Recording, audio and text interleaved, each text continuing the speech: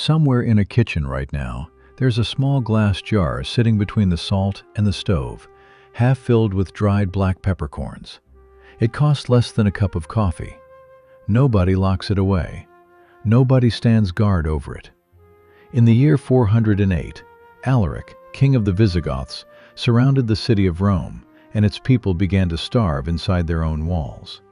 When the Senate finally sent envoys to beg for peace, the historian Zosimus recorded exactly what Alaric demanded to call off his army.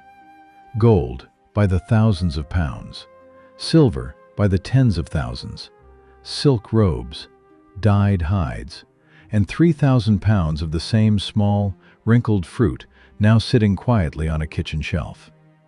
A city on the edge of starvation paid part of its ransom in pepper. What was it about this dried berry that once stood beside gold and silver as something valuable enough to help ransom the most famous city in the Roman world, and now sits forgotten between the salt and the stove? For nearly the whole of antiquity and the early medieval world, almost every peppercorn that reached a European table, whether ground over meat in London, in Antwerp, or in Genoa, had begun as a vine somewhere along the humid, forested coastline of southwestern India. A place European buyers could not have pointed to on a map and had no way of reaching themselves. That distance was not a matter of habit. It was biology setting the terms. Piper nigrum is a woody, climbing vine, and it demands a very specific world. Constant heat, deep shade, and rainfall so heavy and so relentless that the plant struggles almost anywhere drier or cooler than the forests of the Western Ghats. It needs living trees to climb, and years of patient growth, often 3 or 4 full seasons, before it produces a single usable harvest. Those conditions kept commercial pepper growing concentrated in that one region for most of history, though they never made cultivation elsewhere in the tropics biologically impossible. A fact that would matter enormously once the crop finally spread east into Southeast Asia in the centuries before European ships ever reached there. The vine's fruit made the situation stranger still. Pepper is harvested green and unripe, then dried in the sun, where it slowly darkens into the wrinkled black peppercorn we recognize today. That single step of drying is what changes everything. Because properly dried and kept away from moisture, pepper can stay usable for years rather than days. It needs no salting, no freezing, no ice. Packed into a barrel, it can survive a long voyage at sea and arrive on the far side of an ocean still worth close to what it was worth in port. Almost no other food humans have ever wanted badly enough to sail for behaves that way. Because it held its value so much longer than almost anything else worth shipping, and because so much of that value could be packed into so little weight, pepper became something few other harvested goods ever managed to become. A commodity that could function like money. People came to pay rent in it, pay taxes in it, and, as Rome discovered, pay ransom in it. The Yale historian Paul Friedman, who has spent much of his career studying the economics of the medieval spice trade, has argued that pepper's staggering price in Europe was never simply fashion or invented luxury. It reflected the real, brutal mathematics of moving a valuable cargo 9,000 kilometers by sail through a long chain of hands, when a meaningful share of any single shipment could still be lost along the way to storm, wreck, or piracy before it ever reached a buyer. One of the earliest and strangest pieces of physical evidence for this trade is hiding, of all places, inside the face of an Egyptian pharaoh who has been dead for more than 3,000 years. When we ask exactly when humans first discovered pepper's reach, we cannot point to a single dramatic moment, the way we might point to the day someone first crushed sugarcane between 2 stones. What we have instead is a body. Modern examination of the mummy of Ramesses the Great, who died around the year 1213 BC, revealed something stuffed into his nostrils that had no business being there. Dried black peppercorns, packed in during mummification, likely to help hold the shape of his nose in place. We do not know who carried that pepper from India to the embalmer's table on the Nile, or how many hands it passed through along the way. a journey of something close to 4,800 kilometers by any route available at the time. We only know that Egypt of the 13th century BC had no established direct trade contact with India, which makes a pharaoh's nostrils one of the strangest and most convincing pieces of evidence in the whole story. Proof that demand for this one narrow plant was already crossing coastlines, middlemen, and centuries, long before a single written record survives to explain how. Separate digs at Bronze Age sites in India itself suggest people there were already using pepper domestically centuries earlier still. But it is Ramesses' nostrils, not any Indian kitchen midden, that prove something larger was already happening. Not just a plant being eaten where it grew, but a network already carrying it somewhere it did not. By the time Rome had absorbed Egypt, its appetite for pepper had turned into something close to obsession. In the surviving Roman recipe collection, traditionally associated with the gourmet Apicius, pepper appears again and again, in dishes ranging from fish and meat to wine and desserts. The naturalist Pliny the Elder complained bitterly that trade with India was draining the empire of an enormous sum in gold and silver every single year. And he singled out pepper as one of the strangest examples of that spending, since unlike incense or silk, it carried no perfume and no religious use, nothing to soften the accusation of pure extravagance. The geography made the obsession expensive to feed. Pepper only grew along that one narrow Indian coastline, and for well over 1,000 years after Rome's collapse, no European ship sailed there directly. Pepper moved instead through overlapping networks of Indian Ocean, Middle Eastern, and Mediterranean merchants, with Arab traders dominant along the Red Sea route for centuries, and Venice, competing constantly with rival Genoa, growing especially powerful at the European end of the pipeline. Each hand in that chain added its own markup on top of the last. Research into medieval prices suggests that by the 14th century, this compounded scarcity had pushed the costs so high that in parts of Europe, a single pound of pepper could run close to what a farmer's whole pig was worth, an animal that took an entire season to raise. Pepper had become such a reliable unit of value that English law began writing it directly into property leases as a token rent. A single peppercorn owed once a year in place of coin. A legal habit so durable that the phrase describing it still survives in contracts today, long after pepper itself stopped being rare. To protect the markup sitting in the middle of that chain, the merchants who controlled it spread a convenient story: that pepper grew in valleys thick with poisonous serpents, and that the forests had to be burned before harvest just to drive the snakes away. Friedman traced this exact tale back to traders with every incentive to make the supply sound dangerous, exotic, and irreplaceable. Because a customer convinced the source is nearly unreachable does not ask why the price keeps climbing. Every added hand in that chain delivered the same lesson to European buyers, over and over. As long as this long relay of middlemen stood between Europe and the Malabar coast, the price of pepper would never fall. If Europe wanted this fruit without paying for every link in between, someone would eventually have to sail there and take it directly. The system that finally broke that chain was first tested by a Portuguese captain named Vasco da Gama on a beach called Capad in the year 1498. Da Gama left Lisbon in the middle of 1497 with 4 ships, rounded the Cape of Good Hope, and worked his way up Africa's east coast, where a local pilot guided his fleet across the open Indian Ocean, a direct ocean crossing no European vessel had made before. In May of 1498, he anchored off Capad, near the port of Calicut, and became the first known European to reach India by sailing around the Cape of Good Hope. His welcome was awkward. Da Gama presented the ruler of Calicut, the Zamorin, with gifts more suited to trading posts in West Africa: cloth and wash basins and honey, which insulted a king accustomed to gold. Local merchants, alarmed at losing their monopoly, worked to turn the Zamorin against him. The return voyage nearly finished the whole venture. Sailing against the advice of local pilots on the monsoon winds, the Gama's crew was trapped at sea for months and decimated by scurvy.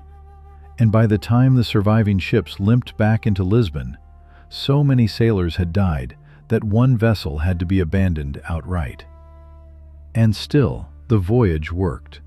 The pepper da Gama did manage to buy and carry home, reportedly sold for many times over what the expedition had cost to mount. That margin mattered more than the human toll of the crossing, at least to the men financing the next one. It suggested that cutting the old chain of middlemen out entirely could make even a catastrophic loss rate profitable. Where diplomacy and ordinary competition had failed to break the old trading system for 1,000 years, this kind of profit made direct intervention almost irresistible. Portugal moved fast to lock in the advantage, folding the route into a crown-controlled maritime empire called the Estado da India, built specifically to defend and monopolize this single sea lane. But the real prototype here was not a place at all. It was proof of a number, that bypassing the old chain of middlemen entirely could make a single voyage worth the risk of losing half a fleet. Within a century, two rival powers had raced to seize that same prize, and built a genuinely new kind of institution to chase it. The Dutch founded the Verenigde Oost-Indische Compagnie in 1602, a chartered joint stock company handed the explicit right to wage war, sign treaties, and mint its own currency, powers no ordinary trading company had ever held before. The English had chartered their own East India Company 2 years earlier still, in 1600, competing for exactly the same coastline. Both companies, finding the Malabar coast already contested, spread out across the Indonesian archipelago in search of pepper sources they could control outright, into Sumatra, into Java, and onto islands most of Europe had never heard named. The price of trying to lock down one of those islands would eventually be paid by a sultan named Ageng Tirtayasa, betrayed by his own son. To secure a piece of this trade for itself, the Dutch East India Company spent much of the 17th century forcing pepper-producing regions of Sumatra and Java into exclusive contracts, and it reached for warships the moment any local ruler refused. In 1659, company forces burned the port city of Palembang to the ground, specifically to secure its pepper supply. By the early 1680s, the company had turned its full attention toward Banten, the last major independent pepper port left on Java's coast, and toward its ruling sultan. Sultan Ageng Tirtayasa had governed Banten since 1651, and for decades he had refused the company's monopoly terms outright, ordering his people to seize and burn Dutch ships and plantations rather than negotiate. The company found an easier route than open war: his own son. Sultan Haji, eager for the throne before his father was ready to give it up, allied openly with the Dutch in exchange for their military backing. War broke out between father and son in 1682. Dutch forces intervened directly on the son's side, routing Ageng's army and driving him into hiding.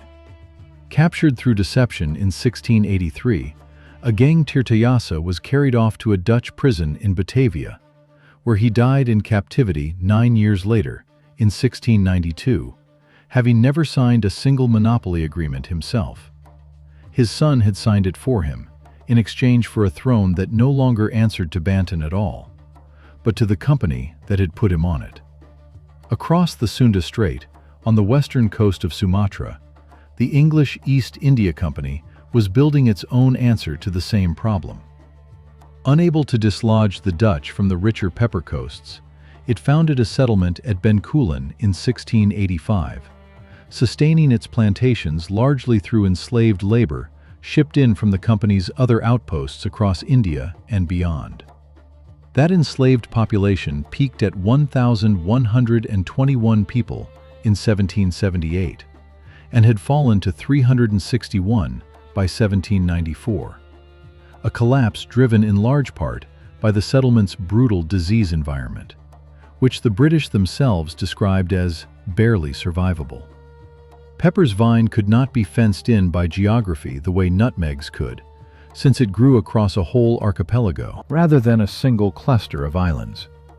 So two rival companies, on two different islands of the same archipelago, achieved through violence and forced labor what the plant's own biology refused to hand them for free. Something close to control. What finally broke this system was not rebellion, and it was not a single battle. It was economics turning against the model that had built it. European tastes were shifting. Through the middle of the 1600s, new imports, coffee, tea, chocolate, tobacco, arrived in European ports and began pulling attention and spending away from spice as the era's defining luxury. At the very same moment, the geography that had always defeated monopoly finally caught up with the companies that thought they had beaten it. Pepper, unlike nutmeg or cloves, grew across too wide a stretch of coastline for any single company to fence in completely. And as the Dutch, the English, and eventually other rivals all planted and traded it at once, the market simply flooded. Prices fell by something close to 40% from the levels the Portuguese had once maintained, and imports that had peaked at 7 million kilograms in 1670 had been cut roughly in half within less than 20 years. By 1684, a treaty had handed the Dutch exclusive trading rights over Banten outright, and a new stronghold called Fort Spielvik stood as the physical proof of that victory. But controlling one port was never the same as controlling every place pepper could be grown, and by 1721, the Dutch had given up trying to run any pepper monopoly on the Malabar coast at all. The quality that had once made pepper priceless, that it could travel anywhere and still hold its value, was the same quality that let it be grown almost anywhere warm enough. And that was something no fort, and no imprisoned sultan's downfall, could ever fully undo. What pepper left behind outlasted the price it once commanded. The chartered joint stock company, first proven as a working model in the race to control this exact route, then refined further by the Dutch and English, became the template for nearly every large colonial trading enterprise that followed it, including the ones that would go on to run the opium, tea, and sugar trades on an even larger scale. In English law, the peppercorn survives as a legal fiction to this day, a nominal rent still written into leases long after anyone involved could recall why a single peppercorn was ever considered fair payment for anything. What it still does today is almost the opposite of what it once meant. Pepper remains one of the most widely grown and internationally traded spices on the planet, produced across Vietnam, Brazil, Indonesia, and India, sold for pennies, ground without a second thought. It survives less as a luxury than as a kind of fossil record, a small, ordinary object that quietly proves how completely a commodity's value can invert once every wall built to keep it artificially scarce has finally, one by one, come down. Back to that same small jar, sitting between the salt and the stove. It costs less than a cup of coffee. Nobody locks it away. But that same dried berry once justified a father's imprisonment by his own son's ally. It once sailed 9,000 kilometers past drowned crews and abandoned ships to reach a table it had never seen. It once rode silently inside the nostrils of a pharaoh's mummified face into whatever afterlife he was promised. It once bought a starving city one more chance to survive a siege.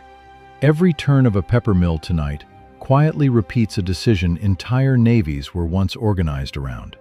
The peppercorn itself stayed exactly what it always was. What changed completely was the system built around it. City by city, company by company, sultan by sultan, deciding for nearly 3,000 years who could grow it, who could move it, and who was allowed to profit from it, until that whole system finally came down. What is left in that jar is simply proof that it did.